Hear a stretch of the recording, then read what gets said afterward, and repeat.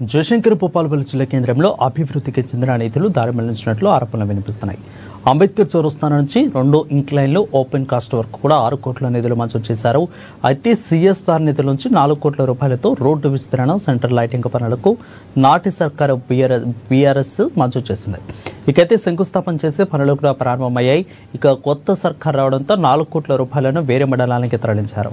దీంతో పనులు ఆగిపోవడంతో అభివృద్ధి కుంటుపడిందని మాజీ ఎమ్మెల్యే గండ్ర వెంకటరమణారెడ్డి ఫైర్ అయ్యారు. ఇక కాంగ్రెస్ ప్రభుత్వంపై అధికారుల నిర్లక్ష్య ధోరణికి నిరసిస్తూ బీఆర్ఎస్ శ్రేణులు ధర్నా చేశారు. సింగరేణి సిఎస్ఆర్ నుంచి 4 కోట్లతోటి 10 కోట్ల రూపాయలను శాంక్షన్ చేయడం జరిగింది.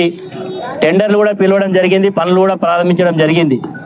జరిగినటువంటి పరిణామాలలో శాసనసభ ఎన్నికలు జరగడం, ఆ ఎన్నికల్లో నేడుకోవడం, మరి కొత్తగా గెలిచినటువంటి శాసనసభ్యుడు ఎవరైనా ఎమ్మెల్యే గెలిస్తే కొత్త నిధులు తీసుకొచ్చి కొత్త పనులు చేయించాలి వారికి ఇష్టం ఉన్నటువంటి సందర్భాలు.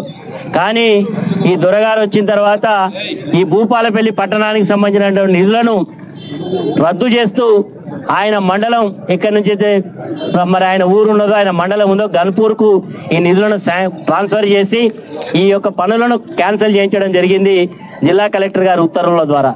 మరి ఇప్పటికి 2 సంవత్సరాల దగ్గరకు వస్తూ ఉన్నది. మరి ఇప్పటికైనా ప్రభుత్వం ఒకవేళ క్యాన్సిల్ చేసిండే అనుకుందాం, మరి కొత్తగా నిధులు తీసుకొచ్చి ఈ పనులు పెండింగ్లో ఉన్నటువంటి పనులను పూర్తి చేయాల్సినటువంటి అవసరం మరి ఎంతో ఉన్నది. ఇది చాలా రద్దీ రోడ్డు. ఇక్కడ నుంచి మరి జంగేడుకు, కాసింపల్లెకు, అదేవిధంగా గొర్లవేడు మండలానికి సంబంధించినటువంటి వాళ్ళు చాలామంది ఇక్కడ నుంచి పోతారు. ఆర్టీసీ బస్సులు పోతాయి. ఇక ప్రతి వారం సమితి తరఫున ఇక్కడ ఉండేటువంటి పట్టణంలో ఉండేటువంటి మా నాయకులందరం కలిసి ఈరోజు ఈ ధర్నా కార్యక్రమం చేస్తూ ఉన్నాం. మరి 15